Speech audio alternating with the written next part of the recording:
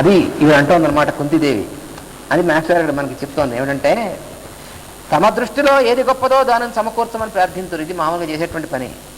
ఉత్తమ వంశంలో జన్మించిన వారు సాటి వారిలో తక్కువ కాకుండా జీవితం జరగవాలని ప్రార్థింతురు. ఒక్కొక్కళ్ళు ఏమేమి అడుగుతారో చెప్తున్నారు. అది ఇవిడ అంది. జననం అంటే అదే అర్థం. మంచి వంశంలో పుట్టాం, మిగతా వాళ్ళందరిలో మేము గొప్పగా ఉండేట్టు చూడు. ఓరి పిచ్చి కదా, ఇదే అనుకోలేదు భగవంతుడిని. మనం అంటుండగా మన కులంలో సాటిగా మిగతా వాళ్ళకంటే మనం బాగా, ఏమిటి బాగా అని నీ అభిప్రాయంగా బాగా అంటే అప్పుడు తథాస్తూ ఉంటాడు. అయితేను అదే మనం కోరేది, అంతేగా. అది అట్లే ధనవంతులు ధనము గూర్చి ధనవంతులు ఉంటారు. వాళ్ళు ఏమంటారు, ఈ ధనవంతులు అందరిలోకి నేను బాగా ఉండేట్టుగా సార్ తథాస్తు అంటే వీడి ధనం అంటే వీడి కరెన్సీగా ధనం పిచ్చి ఉండవాడికి. అది భగవంతుడు చూసేది. కరెన్సీగా మన ధనం అనేది, ధనం అంటే ఏమిటి? ధనం అగ్నిర్ధనం, వాయుర్ధనం, సూర్యోధనం, వసు. అది తెలియదు మన ధనం అంటే కరెన్సీ నోట్లే ధనం. రేపొద్దున ఇవన్నీ చల్లవన్నారనుకోండి, ఏమైపోయింది ధనం అంతా? మురిగిపోయింది మొత్తం. ధనం వసువు. వసువు అంటే మనకు సంపదలు, భూమి మొదలైనటువంటివి, మనం ఉండేటువంటి చోటు, ఇవన్నీ. అందుకని ధనము గూర్చి, విద్యావంతులు విద్యను గూర్చి. మరి విద్యావంతుడయ్యాడు పండితుడు అంటే వాడేమంటాడు, మిగతా అందరికంటే నేను గొప్ప పండితుడు కావాలి ఏట చూడమంటాడు. ఓరిదం పదగా అదే కోరాల్సింది. అంటే మిగతా అందరికంటే అనేటువంటి కాంపిటీషన్ తప్ప భగవంతుడు కనిపించాడనేటువంటి ఆ బుద్ధి లేదు వీడికి. అది కోరుతుంటారు అందరూ కూడా. వీరందరూ ఒక ఎత్తు ఇలా కోరేవాళ్ళు. పై చెప్పిన విద్యలు, సంపదలు, వంశగౌరవం మొదలగు వాణిని నీ యందు సమర్పించి వాణిని నీవుగా చూచువారు ఒక ఎత్తు. ఇవన్నీ కూడా ఆయనకే సమర్పించి అవన్నీ కూడా నువ్వే అనేటువంటి చూసేటువంటి వాళ్ళు వారు నిన్ను గూర్చిన తమ అభిప్రాయములను కూడా నీకే సమర్పణ చేసి స్తుతింతురు. అప్పుడు భక్తియోగం అబ్బును. మనం అన్నీ సమర్పించవచ్చు భగవంతుడికి. సమస్తం నా అంతా కూడా నీకు సమర్పిస్తున్నాను అని భగవంతుడికి అనొచ్చు, అయితే గురువుకి అనొచ్చు. అంటే సమస్తం అంటే ఏమిటి ఉద్దేశము? అసలు సమస్తం అంటే అర్థం ఏమిటో తెలిసినా తెలియదు చాలా. మస్తం అంటే ఏమిటి? మస్తకం, బుర్ర. మస్తము అంటే నా బుర్రతో సహా నీకు సమర్పిస్తున్నాను అని అర్థం. అది తెలియబట్టి అది తెలిస్తే మనం అనం అసలు అలాగా తెస్తే అనం. అది తెలిస్తే అంటే బుర్రతో సమర్పించడం అంటే డిప్ప సమర్పిస్తున్నాను అర్థం కాదు. లోపల ఉన్నటువంటి అభిప్రాయాలు కూడా నీకే సమర్పిస్తున్నాను అర్థం. అమ్మమ్మమ్మ, ఈ అర్థం తెలియక ఈనాళ్ళ నుంచి అంటున్నాం, కానీ ఈ అర్థం తెలిస్తే అని అంటామండి. ఏదో కొబ్బరికాయ ఇస్తాం, అరటిపళ్ళు ఇస్తాం, పువ్వులు ఇస్తాం, మహా అయితే ఏదో పోనీ కానుకలు ఇస్తాం, మహా అయితే 1000 కొబ్బరికాయ ఇస్తాం, అంటే 1 ఎకరం పొలం దేవాలయం రాసిస్తాం. ఇది కానీ నాకు ఉన్నటువంటి అభిప్రాయాలు నీకు సమర్పించమంటే నాకు ఇండివిజువాలిటీ ఎక్కడ ఉంది మరిగా? ఆహా, ఎంత ప్రమాదం అండి! నేను తెలియక ఎంత ప్రమాదంలో పడుతున్నాం మనం. వ్యక్తిత్వాన్ని సమర్పిస్తారంటే ఎవరైనాను. అయితే కొన్నాళ్ళు ఉంచుకో, కొన్ని జన్మలు అలాగన్నాడు. ఆయన కావాలంటే మన బుర్ర. మనం వెళ్ళి వెంట్రుకలు లేకపోతే తక్కువైంది ఆయనకి. మనకున్నటువంటి మానాభిమానమైనటువంటి వాటిని సమర్పించడం అనేటువంటి సింబల్ కోసం మనం వెంట్రుకలు ఇస్తున్నాం, కానీ ఆయనకి మన వెంట్రుకలు ఆయన కావాలి. పిచ్చిమున్నాడు. మళ్ళీ పైన టోపీ ఒకటి. ఆ వెంట్రుకలు ఇవ్వడం ఎందుకు? టోపీలో బురదాచుకోవడం ఎందుకు? టోపీలో బురదాచుకునేటువంటి వాడు వెంట్రుకలు ఇవ్వక్కర్లేదు. ఆయనకేం తక్కువైంది? మొక్కుకున్నాను, ఏం కొంపని పోలేదు. నీ వెంట్రుకలు ఇస్తాను మొక్కుకుంటే ఆయనకేం తక్కువైందేంటి? ఎంత పిచ్చివాళ్ళండి. ఇస్తాను ఎందుకు మొక్కుకున్నావు? మాని మొక్కుకున్నా ఇవ్వకు. నెత్తడుస్తాడు, ఏం ఆడవాడు. ఆయనకి ఇదే పని ఏంటి? ఆయన నెత్తడి చెంది కూర్చున్నాడు అక్కడ. ఆయన దెయ్యం అనుకున్నారా భగవంతుడా నెత్తడవడానికి? ఆయన అడవాడు నెత్తి, మనమే మన నెత్తిని అడుచుకుంటాం. అది తెలీదు. దేవుడితో మనం అంతా గేమ్స్ ఆడుతూ ఉంటాం మనం. ఇది మనం జరిగేటువంటిది. అందువల్ల సమస్తము అంటే అర్థం ఏంటి? నా అభిప్రాయాలతో కూడా కలిపి నీకు. అందువల్ల ఈ అభిప్రాయాలు అన్నీ కూడా ఆయనకే సమర్పణ చెందితే, అంటే even the impression of God అది కూడా ఆయనకే సమర్పణ చెందాలి. నా భగవంతుడు అనగా అనేటువంటి అభిప్రాయం ఏముందో అది కూడా నీకే సమర్పణ చెందుతున్నాను. ఇంకా మనం మిగిలింది ఏముంది? ఏం మిగలకూడదు. ఏం మిగిలితేనే ప్రమాదం. మన సొంతంది కనుక ఏమాత్రం మిగిలినా అది పురుగై మనం తినేస్తుంది. ఇది మిగలకూడదు. మన దగ్గర పూర్తిగా ఆయనకి ఇచ్చేయాలి. అప్పుడు ఆయనది బాధ్యత. పూర్తిగా ఇచ్చేస్తే ఏమో అయితే అలాగ ఉండు కొన్నాళ్ళు. అందుకే కృష్ణ కర్ణామతం చెప్పాడు, మాయాత పంథా పతి భీమరథ్య. ఒక మార్గం ఆటపక్క, ఆ దారి మాత్రం వెళ్ళకండి అన్నాడు. బాటసారులారా, మిగతా దారులన్నీ ఏ దారిలైనా వెళ్ళండి, ఆ ఒక్క దారి మాత్రం వెళ్ళకండి, అక్కడ చాలా ప్రమాదం అన్నాడు. ఏమిటా ప్రమాదం? అక్కడ చిన్న కుర్రవాడు ఉన్నాడు. వాడు ఇలా నడుము చేతులు వేసుకుని ఉంచుంటాడట, దిగంబరుడై. వాడు ధూర్త దొంగ వెధవ అన్నాడు. వాడు ధూర్త దొంగ వెధవ. వాడు ఏం చేస్తాడట? సమాకర్షతి చిత్త విత్తం. నీ మనస్సు అనేటువంటి ఆస్తికాస్త లాగేస్తాడు. ఇంకా నీ దగ్గర ఏమి ఉండదు. అమ్మ మాట పక్క వెళ్ళకండి మీరు అన్నాడు. అంటే అర్థం ఏమిటి? మీ ఇండివిజువాలిటీ ఉంచుకోదలుచుకున్న వాడు అటు వెళ్ళొద్దు అన్నాడు. అదే అర్థం. అందుకని మన వ్యక్తిత్వం నువ్వు ఏమి సమర్పించావు? నీ ఆస్తి కావాలా భగవంతుడికి? నీ భగవంతుడు నువ్వు ఏమైనా ఇవ్వగలవు అసలు? హుండీలో 2 లక్షలు పడేశాను, నీ పొందన 2 లక్షలు పడేసావు. ఆ కరెన్సీ నోట్లు పడేశాను, అది కూడా ఎందుకు నేను పట్టుకుంటాను భయం వేసి పడేసావు. లేదా పడేస్తావా? అది అదే చల్లని నోట్లు పడేసావు, నీకు పనికిరానివి నువ్వు. అవి కాదరా సమర్పించాల్సిన చవటాయి. నీ అభిప్రాయాలు సమస్తము సమర్పించు. అప్పుడు సమర్పిస్తే ఏమన్నా సంపూర్ణ సమర్పణ అంటేను. అందుకని దేవుని గూర్చి అనేక సిద్ధాంత వ్యాసంగములు చేసిన పండితులు తమ సిద్ధాంతములలో దేవుని నిర్వచింపచూతురు. వారికి దేవుని కన్నా తమ సిద్ధాంతములు గొప్పవి. వారిని సమర్పణ చేసిన గాని నీవు గోచరుడో కావు అని కుంతి అభిప్రాయం. అందుకని మహాజ్ఞానులైనటువంటి వాళ్ళు అవ్వచ్చు, కానీ వాళ్ళకు ఉన్నటువంటి సమస్తం, వాళ్ళ సిద్ధాంతాలు, వాళ్ళ జ్ఞానము అవి కూడా నీకు అర్పిస్తే నువ్వు కనిపిస్తావు. కానీ నీకంటే కూడా ముఖ్యం అనుకున్నంతకాలం నువ్వు కనిపించవయ్యా స్వామి, అటువంటి వాడు నువ్వు అని ప్రార్థిస్తోంది. ఇంకా ఏమంటుందో రేపు చూసుకుందాం. స్వస్తి ప్రజా. ఓం అస్మద్గురుభ్యో నమః.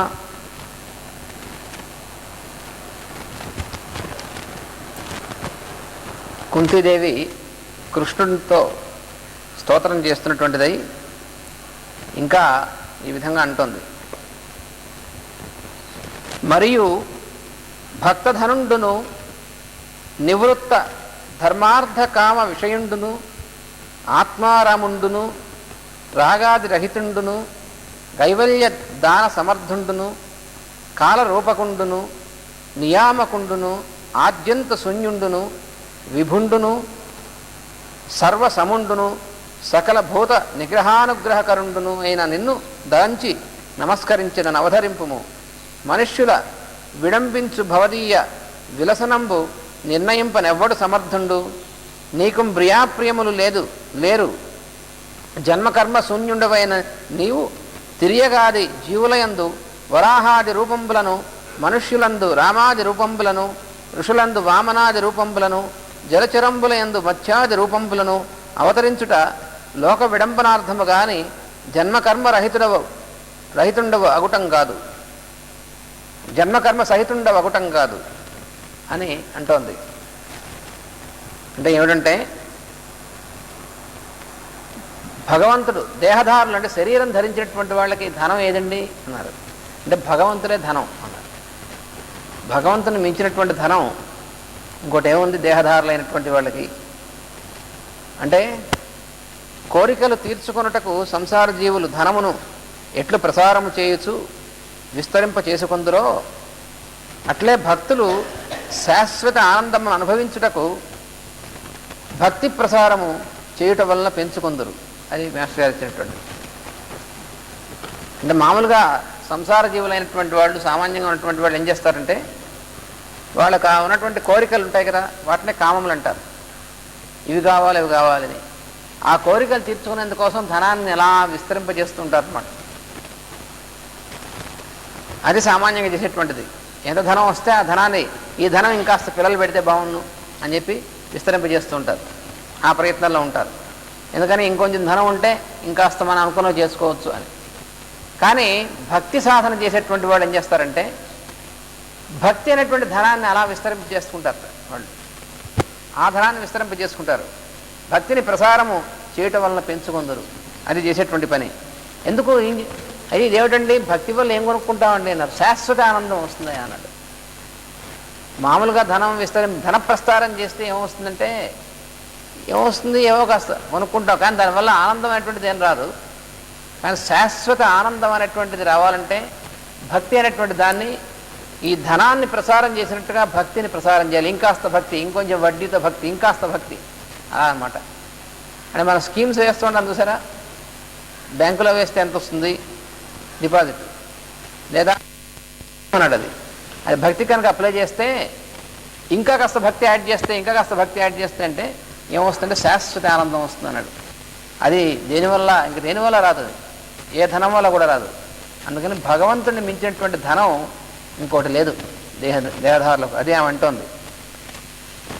దేవునకు ధర్మార్థ కామముల వలన సాధింపదగిన విషయములు లేవు.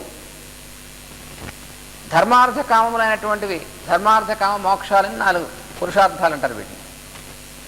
ఈ 4 పురుషార్థాల్లో ధర్మము, అర్థము, కామము అనేటువంటివి ఉన్నాయి. అవి దేవునికి అంటే దేవునికి అంటే అర్థం ఏంటంటే దేవుని కోసం మనకు కూడా భగవంతుడు అయినటువంటి వాడికి దానివల్ల సాధింపదగినటువంటి విషయాలు లేవన్నారు. అంటే అర్థం ఏంటంటే నిష్కామముగా జీవించే వారికి మోక్షానందము కొరకే ధర్మము, అర్థము, కామము ఉద్దేశింపబడింది. సంసార పద్ధతులు ఆధారపడి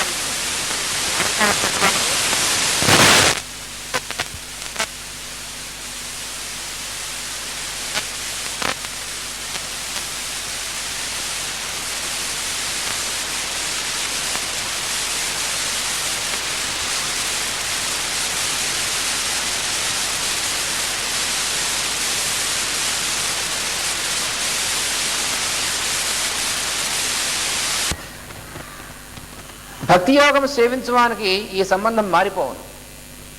అది ఇక్కడ జరిగేటువంటిది. మామూలుగా సంసారంలో ఉన్నటువంటి వాళ్ళకి ధర్మం ఎందుకంటే అర్థం కోసం, అర్థం ఎందుకంటే కామం కోసం, అలా లింక్ అనమాట ఓదానికోటి. అందువల్ల ఈ 3 ఓదానికోటే అలా లింక్ పెట్టి ఉంటాయి. అనగా కావాల్సినవి సమకూర్చు. భక్తి యోగం సేవించడానికి సంబంధం మారిపోవు. అయితే భక్తి చేసేటువంటి వాడికి ఎలా ఉంటుంది? కామములైన ఆహారాదులు దేహపోషణ కొరకు, ఆహారం తీసుకోవడం ఇవన్నీ కూడా కామములే. కామం అంటే నీడ్స్ అన్నమాట, కావాల్సినటువంటివి. కామములైన ఆహారాదులు దేహపోషణ కొరకు, డిజైర్స్ అన్నమాట. డిజైర్స్, నీడ్స్ 2 కూడా. అయితే ఈ నీడ్స్ని మనం డిజైర్స్ చేసుకుంటూ ఉంటాం. దేహపోషణం ఎందుకు అన్నాడు? ధర్మాచరణ కొరకు. అక్కడ ధర్మాచరణ ఎందుకు? డబ్బు సంపాదించడం కోసం. భక్తి యోగంలో ఉన్నటువంటి వాడికి అటునుంచి ఇటు దేహపోషణ ఎందుకు నువ్వు బతికున్నావు అంటే ధర్మాచరణ కోసం. పూర్తిగా మారిపోయింది, వాల్యూ కాస్త మారిపోయింది. దేహపోషణ ధర్మాచరణం కొరకు. ధర్మాచరణం ఎందుకైతే విశ్వశ్రేయము కొరకు నిర్వహింపబడును.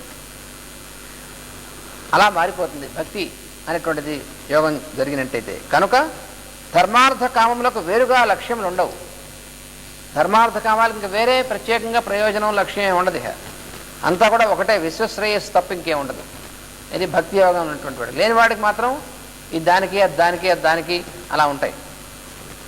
తర్వాత ఇంకేముందంటే దేవుడు ఆత్మారాముడు అనగా తన యందు తాను ఆనందముగా నుండువాడు. ఆత్మారాముడు అంటే అర్థం అది. తన యందు తాను ఎలా ఉంటాడు? ఆనంద స్వరూపుడై ఉంటాడు. ఆనందమునకు కార్యకారణములు కానీ సాధనములు కానీ లేవు. ఆనందానికి దేనివల్ల ఆనందం వస్తుందంటే దేనివల్ల వస్తే ఆనందం కాదు అసలు. అది అక్కడే ఉంది రహస్యం. ఆనందానికి కండిషన్ ఉండదు అసలు.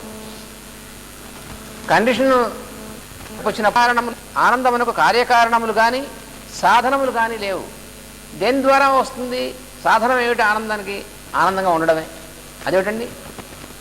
మరి మిగతా వాటన్నిటికీ సాధనాలు, మిగతా వాటికి ఉన్నాయి, ఆనందాలు కాదు కాబట్టి.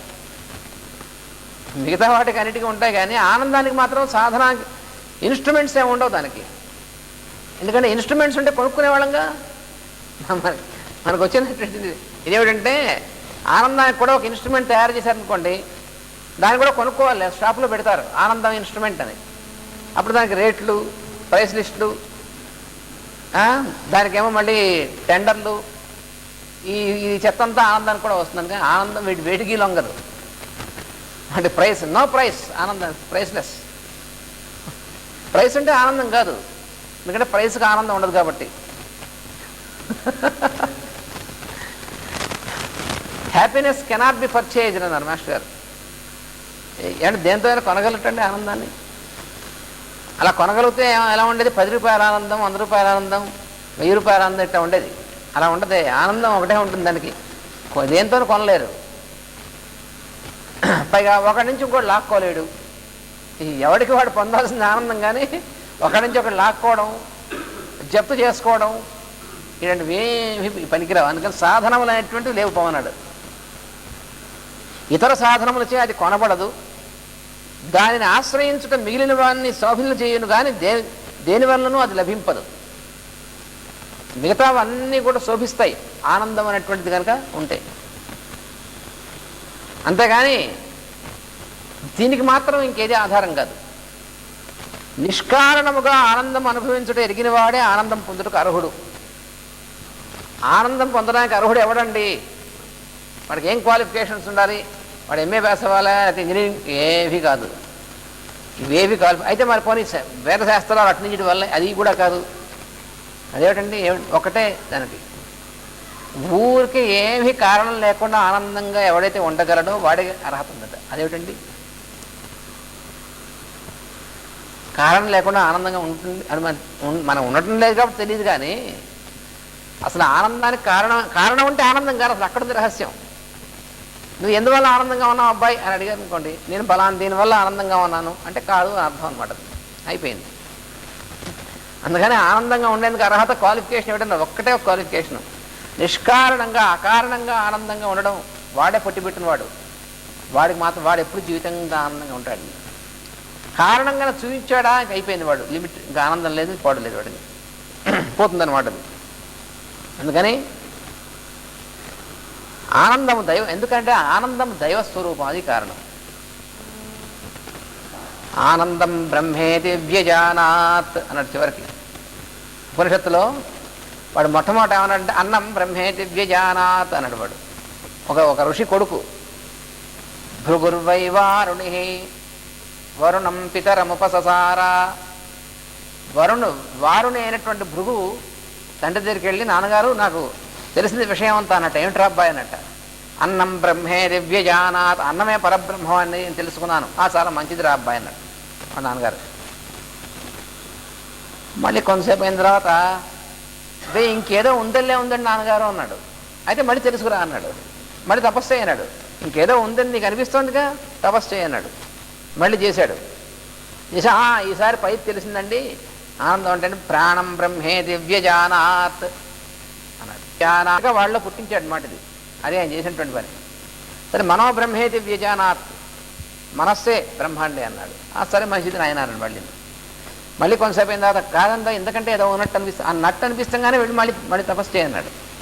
ఈసారి విజ్ఞానం బ్రహ్మే దివ్యజానాత్, విజ్ఞానం వల్లే కదండి మొత్తం లోకాలు ఉన్నాయి, అందుకని విజ్ఞానమే బ్రహ్మ అన్నాడు. మంచిది నాయన అన్నాడు. మళ్ళీ ఇంకా ఏదో ఉన్నట్టు అనిపిస్తుంది, అయితే మళ్ళీ కానీ అదే పద్ధతి అన్నాడు. ఈసారి వచ్చి ఆనందం బ్రహ్మే దివ్యజానాత్ అయిపోయింది. ఇంకా ఆ పైన ఉన్నట్టుగా ఇంకా నట్టు లేదు అక్కడ. అక్కడికి వచ్చేప్పటికి అన్నట్టు తీసేశారు. ఆనందం బ్రహ్మే దివ్యజానం లేదు. అదేరా ఆనందం. ఇంక పైన ఇంకేమైనా ఉన్నట్టుగా అనేటువంటి అభిప్రాయం పోతే ఉంది ఆనందం. అక్కడ ఉంది ఆనందం. ఆనందానికి ఇంకా పైన అంటూ అనిపించకూడదు. పైన ఇంకేదో ఉన్నట్టు అనిపించింది, అది ఆనందం కాదు. అనుభూతి అది, పంచకోశాలు దాటినటువంటి అనుభూతి అది. అందుకని అలా స్టెప్ బై స్టెప్ పైకి వెళ్ళాడు మాట.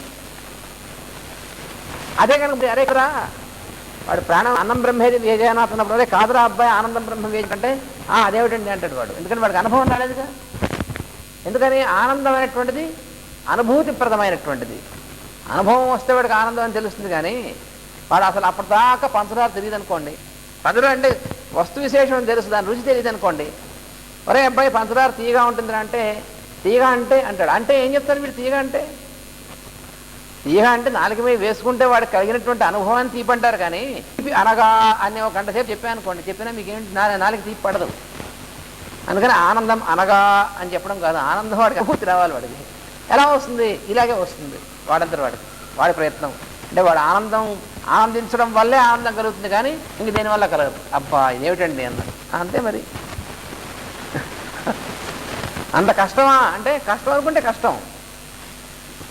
ఆనందం ఇది కొంటూ కానీ అనుకున్నావు, కానీ తెలుస్తుంది ఆనందం ఏంటంటే అంత సులువైనటువంటిది అని. ఆనందమే అన్నిటికంటే సులువైంది, ఎందుకంటే భగవంతుడు అతి సులువైనటువంటి వాడు. కానీ మనమే మన మనస్సులో ఇది కష్టమైనటువంటి అభిప్రాయాన్ని అడ్డు పెట్టుకుని, అబ్బో భగవంతుడు చేరడం మహా కష్టం అని అంటాం. అలాగే ఆనందించడం చాలా కష్టం అవుతామంటే ఆనందంగా ప్రాబ్లం లేను, అయితే అలాగే కొన్నాళ్ళు అంటాడు. భగవంతుడే అంటున్నావు ఎలా ఉంటారని. ఆనందంగా ఉండడం సూటిగా ఉండు నాయన అని చెప్పాడు అనుకోండి, నువ్వు భగవంతుడు కాబట్టి ఉంటావు, నీకేమయ్యా, మీకేం సార్, మీరు గొప్పవాళ్ళు కాబట్టి అట్లా ఉంటారు. మరి నువ్వు కొన్నాళ్ళు అలా ఉండైతే మరి నువ్వు ఉండనని నువ్వే అంటున్నావుగా. మళ్ళీ ఏమంటావు, మరి మీరు అలా ఉన్నారు, మరి నేను అలా ఉండి అడుగుతావా? అడిగితే అలా ఉండడమే అంటాడు ఆయన. భగవంతుని అడిగారు అనుకోండి, అదే గురువుని అడిగారు అనుకోండి, ఎలా ఉండాలి ఆనందంగా అంటే, ఆనందంగా ఉండాలి ఉండదు ఆయన, ఆనందంగా ఉండడం మొదలు పెట్టడమే అంటాడు. అప్పుడు మనం మళ్ళీ ఆయన చెప్పిన తర్వాత అప్పుడు మనం అంటాం, మీరంటే అలా ఉన్నారు కానీ మేము ఎట్లా ఉండగలం, అయితే అలాగే ఉండు, అలాగైనా ఉండాలి ఇలాగైనా ఉండాలి. అది మనకి ఎప్పుడు కూడా వచ్చేటువంటి ఇబ్బంది. దేవుడు రాగము మునగు సంగములు లేనివాడు. రాగము ద్వేషము అనేటువంటివన్నీ సంఘాలు, అవి లేనటువంటి వాడు. సంఘం అంటే ఏమిటన్నారు అంటే వాతావరణము పరిసరముల ప్రభావము చూపుట సంఘము, అదనమాట సంఘం అంటే. వాతావరణము పరిసరములు, ఎన్విరాన్మెంట్ అంటాం చూసారా, effect of environment is attack, అది సంఘం అంటే. సంఘం లేనటువంటి వాడికి ఎన్విరాన్మెంటే లేదు అసలు. అదేమిటండి, పరిసరాలు లేవా, పరిసరాలు అంటూ ఉండవు, అంతా భగవంతుడే ఉంటాడు, ఇంకేం వాడికి. పరిసరాలను చూసినటువంటి వాడికి వీటి యొక్క ఎఫెక్ట్ వాడి మీద పడుతుంది, అప్పుడు సంఘం ఉంటుంది. అప్పుడు రాగము కానీ ద్వేషం కానీ, అంటే అట్రాక్షన్ రిపల్షన్ ఉంటే రెండోది ఆటోమేటిక్గా వస్తుంది. ఒక దాని మీద అట్రాక్షన్ వచ్చింది అనుకోండి, రెండో దాని మీద రిపల్షన్ వస్తుంది. అది రాగద్వేషాలంటే. ఒకటి ఇష్టం అనుకోండి, ఇంకోటి అయిష్టం ఉంటుంది. రెండు లేవు, అంతా భగవత్ స్వరూపమే. ఇష్టం లేదు అయిష్టం లేదనుకోండి, ఇక వాడికి ఎన్విరాన్మెంట్ లేదనమాట. అది సంఘం లేకపోవడం అంటే. భగవంతుడికి ఆ రెండు లేవు కాబట్టి సంఘం ఉండదు. మనకి కూడా అలా ఉండే అవకాశం ఉంది, మనం ఆ సాధన లేదు. వాతావరణము కూడా తానే కనుక తనకు తాను వండుకొనట ఉండదు. అదే రహస్యం. ఎలా సాధ్యం అవుతుందండి అంటే, వాతావరణం అంటే పరిసరాల రూపంలో కూడా ఎవరున్నాడు, తానేగా ఉంది. అన్నీ తానే అయి ఉంటే ఇక తనకు తాను ప్రత్యేకంగా వండుకొనడం ఉంటుందే, అలా ఉండదు. మరి అయితే భగవంతుడు కాబట్టి మనం కూడా భగవంతుడు స్వరూపమేగా. మనం చూడడం ఇది పరిసరాలు, తర్వాత వీళ్ళు వేరు వాళ్ళు వేరుని చూస్తున్నాం కాబట్టి మనం వేరేగా వండుకొనడం జరుగుతుంది మనకు. కానీ నేనే ఈ రూపాల్లో ఉన్నానని ధ్యానం చేసి దాని మీద అట్రాక్షన్ ఏమిటి, రిపల్షన్ ఏమిటిగా, తన శరీరం మీద తనకి. అది కారణం. దేవుడు కైవల్యమును ప్రసాదించుటకు సమర్థుడు, అది కూడా స్తోత్రం చేసింది దేవుడే. కైవల్యం అనగా కేవలము తానే అనుభావము, అంతర్యామిత్వము తనయందును దేశకాలాదులందును సిద్ధించుట, అది కైవల్యం అంటే. దీనినే మోక్షం అందరు. అంటే కేవలం కైవల్యం అంటే అర్థం ఏమిటి, కేవలస్య భావం అంటే కేవలము అంటే అర్థం ఏమిటి, అది తప్ప ఇంకేమీ లేదు అని. అంటే తాను తప్ప ఇంకేం లేదు. అదేమిటంటే మరి వీళ్ళంతా లేదు అబ్బాయి, నేనే మొత్తం అనేటువంటి స్థితి కలిగిందనుకోండి, దాన్ని కైవల్యం అంటారు, దాన్నే మోక్షం అంటారు. ఇది కలిగించుటకు భగవంతుడే సమర్థుడు, ఇంకెవ్వరూ దానికి లాభం లేదు. ఎవరు ఇవ్వగలరంటే కైవల్యం భగవంతుడే. జీవి సాధన వల్ల అనుకూల పరిస్థితులు ఏర్పడినాయి కానీ మోక్షం సిద్ధింపదు. ఈ జాగ్రత్త తెలుసుకోవాలి. కొంతమంది అనుకుంటారు మోక్షం మనం సాధించవచ్చు అని. ఇది సాధించడానికి ఏమైనా పెళ్ళామా? ఆమె పెళ్ళానైతే తిడతాడు, సాధిస్తాడు. భగవంతుని మోక్షాన్ని సాధించడం సాధ్యం కాదు. అందుకని నువ్వు సాధించేది కాదురా అబ్బాయి, అనుకూలమైనటువంటి పరిస్థితులు నువ్వు ఏర్పరచుకోవచ్చు, కానీ కైవల్యం మోక్షం ఇవ్వవలసింది మాత్రం భగవంతుడే, నువ్వు సాధించుకుంటే వచ్చేది కాదు. ఎందుకంటే మనం సాధించుకుంటే వచ్చేది అవర్ ఇంప్రెషన్ అబౌట్ లిబరేషన్. మోక్షాన్ని గురించినటువంటి అభిప్రాయం మనకు రావచ్చు కానీ మోక్షం రాదు. అదేమిటండి, అంతే మరి. ఎందుకంటే మోక్షం అని దేన్ని అంటున్నావు అంటే బలానది అన్నావా, అయితే నీ అభిప్రాయం అన్నమాట. అది నువ్వు దేన్నైనా సరే డిస్క్రైబ్ చేసావంటే అర్థం ఏమిటి, అది నీ ఐడియా, నీ అభిప్రాయం. నీ అభిప్రాయాన్ని నిన్ను బంధించేను, మోక్షం ఎట్లా అవుతుంది నీ మొహం?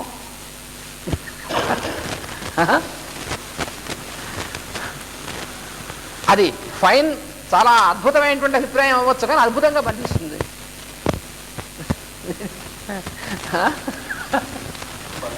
బంగారు గొలుసులాగా నేను చెప్పుకున్నాం కదా, బంగారం గొలుసుతో కట్టేస్తే బంధం కాదేంటది. వాడు బంగారం గొలుసుతో కట్టేసారని గర్వపడ్డాడు, నన్ను బంగారం గొలుసుతో కట్టెక్కడ పెట్టారు. వారు పిచ్చివాడ బంగారం గొలుసు అయితే ఏమి, ఇనుప గొలుసు అయితే ఏమి, కట్టడమేగా. అందుకని అభిప్రాయం వల్ల మాత్రం లాభం లేదు. అందువలన మొత్తమైన భగవంతుని అనుభవము వాని యందు కొంత భాగమైన జీవిచే ఎట్లు సాధింపబడును? భగవంతుల్లో భాగమే కదండి జీవి. భగవంతుడేమో మొత్తం టోటల్ అంటారు. అందులో కొంచెం భాగంగా మనం ప్రతి జీవి కూడా భగవంతుల్లో. అయితే ఈ కొంచెంగా భాగంలో ఉన్నటువంటి వాడికి మొత్తం అనుభవం ఎట్లా వస్తుందండి?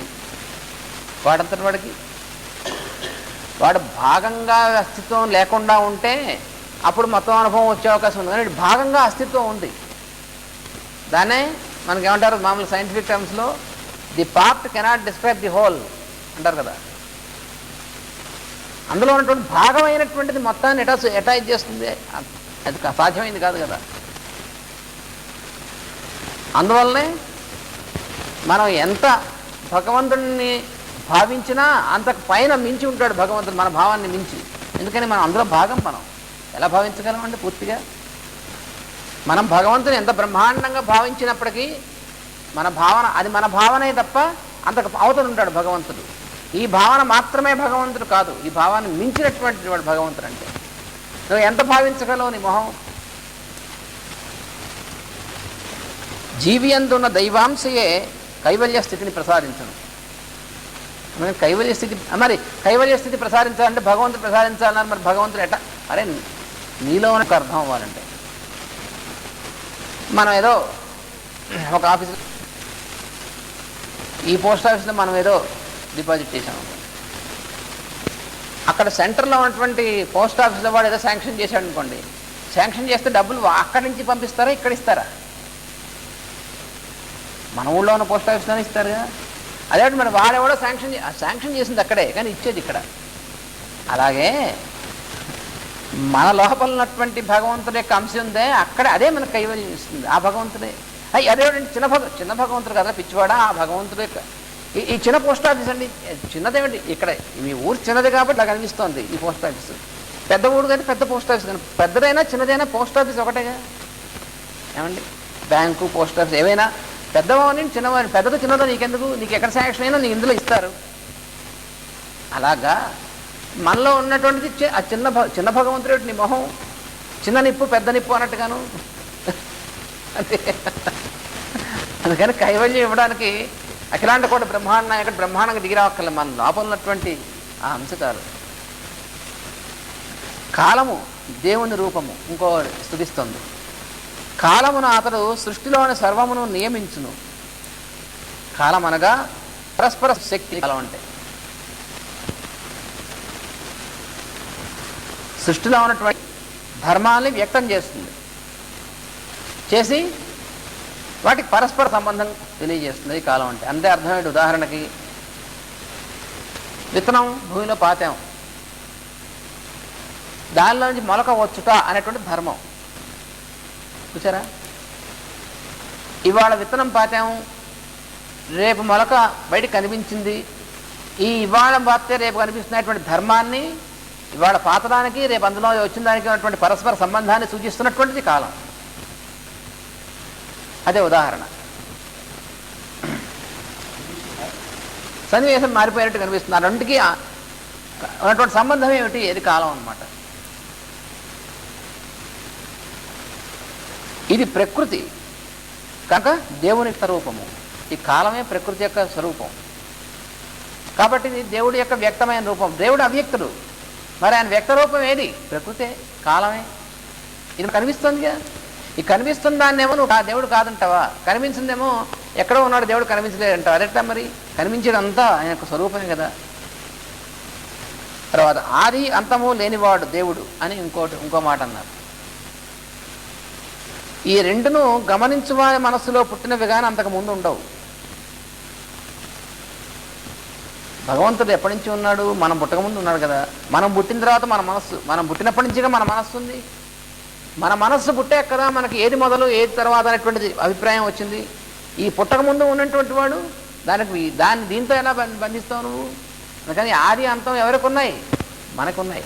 ఎందుకంటే ఈ మనస్సు పుట్టడం పుట్టకపోవడం, దీనికంటే ముందు ఉన్నటువంటి వాడికి ఈ రెండు ఉండవు. ఈ రెండును గమనించి వారి మనసులో పుట్టినవి కానీ అంతకు ముందు ఉండవు. సృష్టింపబడిన స్థితి నుండి ఆదియు అది లీనమగుట అంతముగా గుర్తింపబడును. ఆది అటువంటిది రెండు ఊరికే ఒక పాయింట్స్. ఇలా 0 ఉందనుకోండి, అలా మొత్తం సర్కిల్ ఉంది. ఆ సర్కిల్లో ఏది స్టార్టింగ్ ఏది ఎండింగ్, ఈ ఎక్కడో ఒక నువ్వు పాయింట్ పెట్టావు, ఆ పాయింట్ పెట్టినప్పుడు స్టార్టింగ్, మళ్ళీ అక్కడికి వచ్చేప్పటికి ఎండింగ్. లేదా ఒక స్ట్రైట్ లైన్ గీసావు, నువ్వు గీసావు కాబట్టి ఈ పాయింట్ నుంచి ఈ పాయింట్కి అన్నావు, కానీ ఇది మొదలన్నావు ఇది తర్వాత అన్నావు. నువ్వు గీసిన తర్వాత స్ట్రైట్ లైన్ లేకముందు అప్పుడు ఆది ఉందా అంత ఉందా? ఏది లేదు. అటువంటిది అనమాట భగవంతుడు. ఆది అంతము లేనటువంటి వాడు అంటే అర్థం అది. పాయింట్ కూడా లేదు అసలు. పాయింట్ కూడా తర్వాత పుట్టిందే కదా. దానికి ముందు వెనుకలలో ఉన్న దేవునకు ఆద్యంతం ఎట్లుండును? కొలత బద్దతో గోడను కొలవచ్చు అని ఆకాశం కొలుచుడేట్లు అని ఉదాహరణ ఇచ్చారు.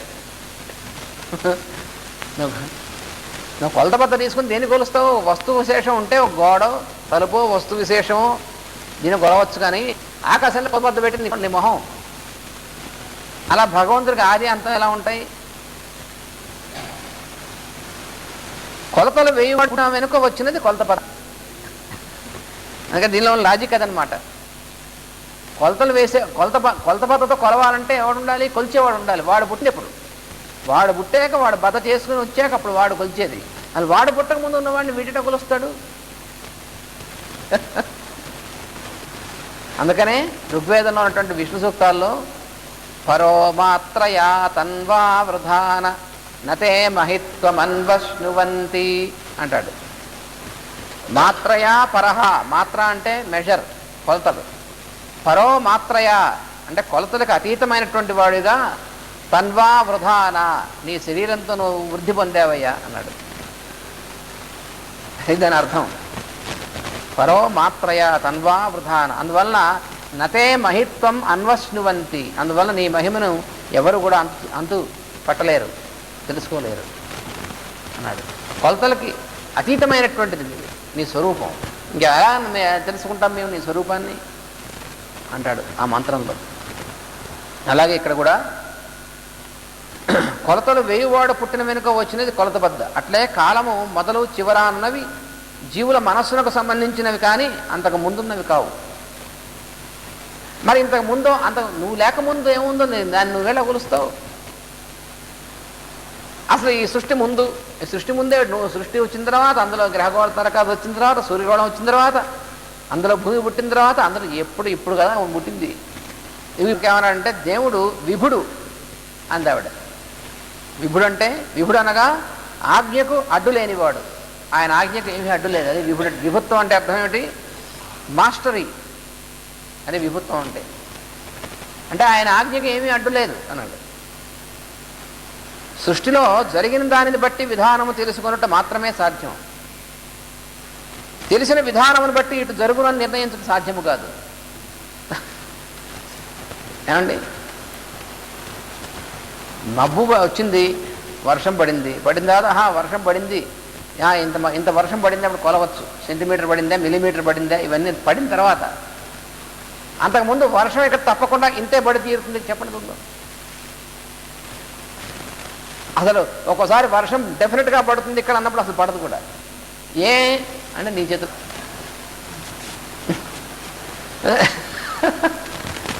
తుఫాను వస్తుంది, తుఫాను హెచ్చరికలు చేశారు, బాగానే ఉంది. ఒకసారి వాడు బ్రహ్మాండమైనటువంటి తుఫాను హెచ్చరిక 10వ నంబర్ ఎగరేసామంటాడు, అక్కడ చూస్తామని వెళ్ళిపోతుంది, ఏముండదు. పైగా ఇటు రావచ్చు అంటాడు, అటు ఎక్కడికి పోతుంది. అదేమిటండి మరి?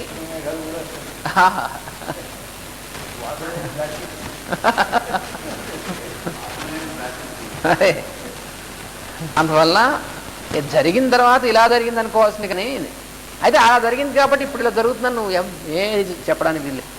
భగవంతుడు లేలని మాత్రం మనం చెప్పడానికి అవకాశం లేదంట. అప్పుడు అలా చేసావు కదా, అవును ఇప్పుడు ఇంకో అలా చేస్తాడు. దానికి ఆయనకి అది తెలియకనే పాపం వాడు ఇట్లాంటి మేధావులు ఎప్పటి నుంచో ఉన్నారు. వాళ్ళు అట్లాంటి మేధావుల్లో ఒకరే అడిగాడు, పొగలు తాగకూడదు, సాయంకాలం తాగకూడదు, ఇంట్లో తాగకూడదు, బయట తాగకూడదు, ఆయుధాలతో తాగకూడదు, ఇవన్నీ వరాలు అడిగాడు. శాంక్షన్ అన్నాడు వాడు. ఇంకేముంది అసలు మనకు తాగలేదనుకున్నాడు, పిచ్చిగా తాగవాడు. అంటే వాడు ఉద్దేశం ఏమిటి, మనం అన్నీ ఎగ్జాస్ట్ చేస్తే ఇంకా there is no other alternative అనుకున్నాడు. సన్నాసి వీటిలోంచి ఇంకో ఆల్టర్నేటివ్ వస్తుంది తెలియదు వాడికి. ఎప్పుడు భగవంతుడికి వాడి యొక్క ఇది వాడికి ఉంటుంది. మనది ఎంత మన బుర్ర తాంబుర్ర అది తెలియదు వాడికి. వాడు అన్నీ అడిగేసాం అనుకున్నాడు, ఎగ్జాస్ట్ అయిపోయి అనుకున్నాడు. పగలు తాగకూడదు, రాత్రి తాగకూడదు, మధ్యలో వస్తామన్నాడు. ఇంట్లో తాగకూడదు, బయట తాగకూడదు, మధ్యన చంపుతా అన్నాడు. పాపం వాడిగా ఆ చివరికి చచ్చేప్పుడు వాడికి అర్థం కాలే, ఎన్ని వరాలు పొందాం, వీడు ఎలా చంపుతున్నాడు అనుకున్నాడు. వాడు ఎలా చంపుతాడేమిటి, ఆ వరాలు ఇచ్చిన వాడు ఎవడు, బ్రహ్మగాడు కదా వీడు, వాడి బాబు వీడు.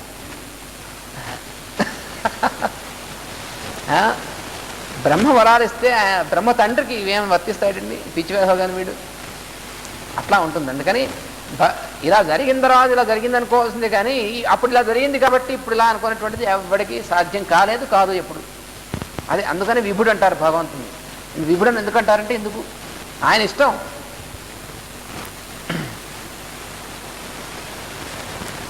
భగవంతుని ఆజ్ఞగా అన్నీ జరుగునే కానీ దానిని గురించి మానవులు చేసిన సిద్ధాంతం ప్రకారము జరగవు. ఆయన ఆజ్ఞగా ఇవి జరగాల్సిందే కానీ దీన్ని గురించి సిద్ధాంతం చేస్తే ప్రార్థాంతాలు అవుతాయి, ఆయన జరగవు. వీడు చేసిన సిద్ధాంతాలు జరుగుతాయా? దేవుడు సర్వసముడు. ఇంకొక క్వాలిఫికేషన్ అంటే అందరి యందును తన అస్తిత్వము అనిత్యము ఉండును. వారి మనస్సు స్మరించినంత వరకు తెలియుట, స్మరింపనంత వరకు తెలియకుండుట, ఈ మొత్తము నందు ఉన్నది దేవుడే. కొందరు ఎక్కువ దేవుని అనుగ్రహం ఉన్నదని పడరాదు. వాడు ఎంతసేపు స్మరిస్తూ ఉంటే అంతసేపు వాడికి ఆ ప్రజెన్స్ ఉంటుంది, స్మరించినప్పుడు ప్రజెన్స్ ఉండదు. మనం స్విచ్ వేసిస్తే ఎంతసేపు వేసిస్తాం అంతసేపు లైట్ వెలుగుతుంది, ఆపేటప్పుడు లైట్ అంటే అందులో వెలిగేటువంటి శక్తి పోయిందని అర్థం. వాడు ఒకటి ఎక్కువసేపు వేసుకుని ఉంచుకున్నాడు అనుకోండి, ఇంకోటేమో కాస్త ఈ లోపల తక్కువసేపు వేసాడు అనుకోండి, వాడింటో కరెంట్ ఎక్కువసేపు ఉంది, ఎక్కువసేపు ఉండేది పిచ్చివాడు. అందుకని భగవంతుడు అనుగ్రహం కొంతమంది ఎక్కువ ప్రత్యేకంగా ఉంది, అలా ఎప్పుడు ఉంది. వర్షమునకు అందరి పొలములు ఒక్కటే, దున్నిన వాని పొలము ఫలించును, దున్ననంతో ఫలింపదు. వాడు వర్షం పడినప్పుడు దున్నుకుంటే వాడి పొలం బాగా పండుతుంది, దున్నకుండా దున్నపోతలు నిద్రపోతున్న వాడికి పొలం పండదు.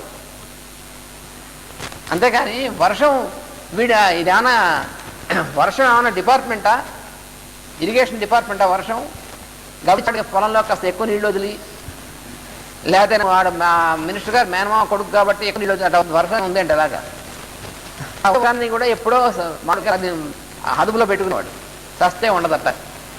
వర్షాన్ని ఎక్కడ కావాలంటే ఏముంది. ఈ భేదము వర్షమునకు సంబంధించినది కాదు. మరి వాడు అంటే ఏమిటి, ఆ జీవి యొక్క స్వభావ రూపమును నిగ్రహించును, దానిని దాటి జీవి పోలేడు. భగవంతుడు నిగ్రహానుగ్రహ సమర్థుడు అంటారు. నిగ్రహం అంటే లిమిట్ చేస్తాడని. అదేమిటంటే భగవంతుడు లిమిట్ చేయడం ఏమిటి, లిమిట్ చేయడం అంటే అర్థం ఏంటంటే మన స్వభావం అనేటువంటిది ఉందే, అది మన లిమిటేషన్. ఆ రూపంలో లిమిట్ చేస్తాడు. మన స్వభావాన్ని దాటి మనం దాటలేము, చాలా కష్టం. స్వభావస్తు ప్రయుజ్యతే, అదేమిటండి? అవును, కావాలంటే చూసుకోండి. అలా ప్రతి జీవికి ఆ జీవి తన యొక్క స్వభావమే ఆ జీవికి ఉన్నటువంటి లిమిటేషన్. అదే నిగ్రహం భగవంతుడు పెట్టింది. తన్ను గుర్తించుట మూలమును అనుగ్రహించుట కలుగును. భగవంతుని గుర్తించారనుకోండి, అప్పుడు లిమిటేషన్ తొలగిపోతుంది. ఎందుకంటే స్వభావం ఉండదు, అప్పుడు తద్భావమే ఉంటుంది. భగవంతుడి యొక్క భావమే. కానీ స్వభావం అంటే అర్థం ఏమిటి? స్వ అంటే తన యొక్క భావము, అంటే తానుగా ఉండడం. భగవంతుని స్మరించారనుకోండి, అప్పుడు స్వభావం ఉండదు, తద్భావం ఉంటుంది. అప్పుడు అనుగ్రహం. స్వభావం ఉంటే నిగ్రహం, లిమిటేషను. అనుగ్రహం తద్భావం ఉంటే అనుగ్రహం, అంటే అది అవుట్ ఆఫ్ లిమిటేషన్. తను గుర్తించినప్పుడు గుర్తించిన వాడును గుర్తింపబడిన దేవుని యందు కనుక అనుగ్రహం కలుగును. గంగలో నీరు కుండలోనికి పట్టినట్లు దేవుని ప్రజ్ఞ జీవి యందు ఉండును. ఆ కుండ అడుగునకు రంధ్రము పెట్టి గంగపై నుంచినప్పుడు కుండలో నీటికిని గంగలో నీటికిని ఎట్టి సంబంధం కలుగునో అట్టిదే తను తాను గ్రహించుట.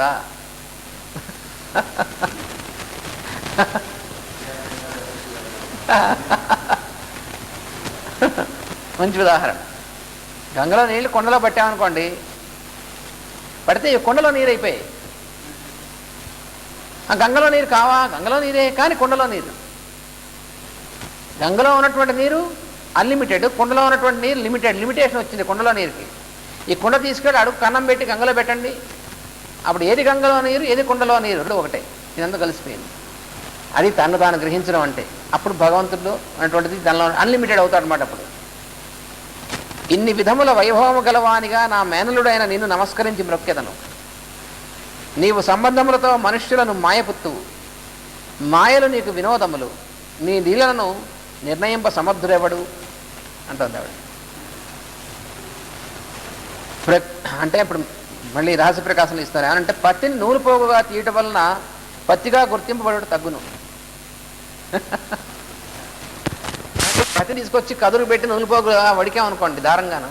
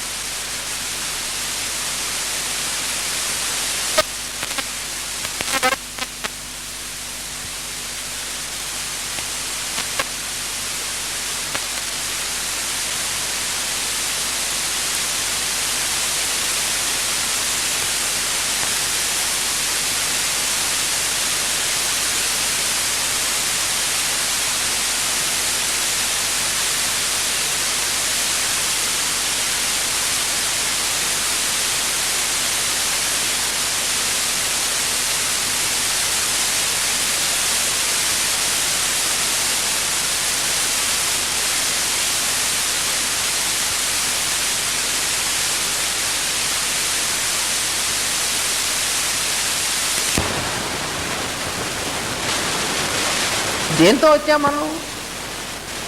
ఆ అల్లికతోనే వచ్చాం. ఆ అల్లికతోనే అన్ని జీవులు వచ్చాయి. అండ్ వస్త్రాలు, అది ప్యాంట్ అన్నా, అది షర్ట్ అన్నా, అది చీరన్నా, ఏమన్నా కూడా వస్త్రం అనేటువంటిది నా నూనె నుంచి వచ్చింది, ఆ పత్తి నుంచి వచ్చిందే కదా.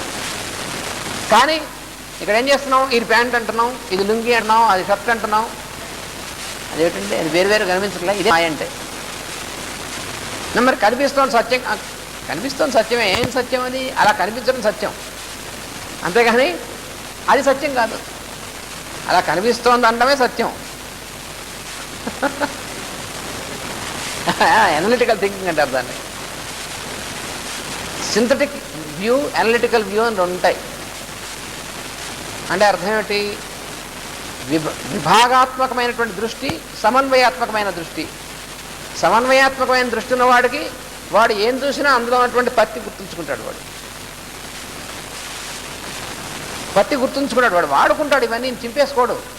ఇవి వాడుకున్నప్పటికీ దాని పత్తి గుర్తుంటుంది వాడికి, సమన్వయాత్మకమైనటువంటి వాడికి. అలాగే అన్ని జీవుల్లోనూ అందరిలోనూ తిరుగుతున్నప్పటికీ వాడు భగవంతుడికి గుర్తుంటాడు. వాడికి ఈ విభజనాత్మకమైనటువంటి మనస్సు గలవాడు ఉంటాడు, ఎనలిటికల్ ఫెలో ఉంటాడు. వాడికి ఇవన్నీ వేరు, ఇది వేరు, ఇది వేరు, ఇది వేరు కనిపిస్తూ ఉంటుంది. అలా ఇది వేరు, ఇది వేరు, ఇది వేరు అని కనిపించేటువంటి బుద్ధినే దైత్యులు అన్నారు. అదేమిటండి? అంటే దితి కొడుకులట వాళ్ళు. అంతా ఒకటిగా ఉన్నటువంటి దృష్టినే ఆప్త్యుడు అన్నారు.